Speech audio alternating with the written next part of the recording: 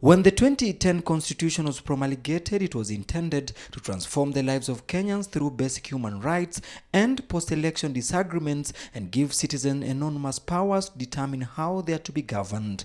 It has been 13 years since the dawn of the new constitutional era in Kenya, but a group of eminent Kenyans now believe the Constitution has done little to alter the status quo, thanks to political leadership that is committed to subverting the Constitution's core values and principles. 13 years later, it is time for us to relook at the issues that have been raised by Kenyans in the Constitution.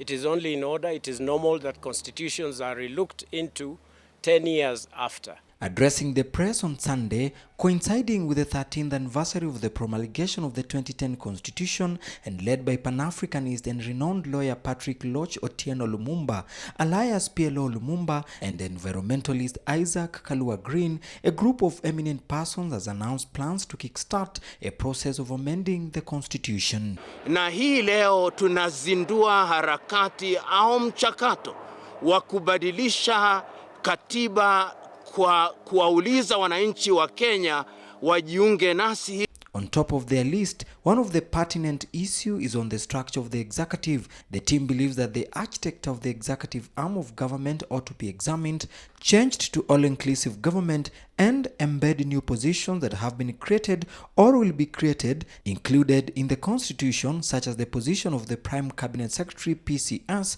and the Office of the Opposition, so as to have a legal and all-inclusive government that doesn't champion for winner takes it all. We have seen the creation of an office called Prime Cabinet Secretary. It is not directly mentioned in the Constitution. Ought we examine that area?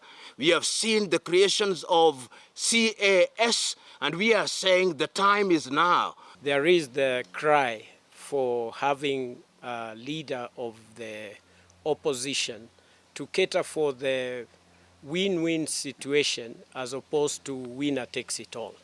The team also advocate for the re-examination of devolution introduced by the 2010 Constitution, allowing county governments to independently carry out duties within their counties. Certain things that have also happened which have undermined devolution.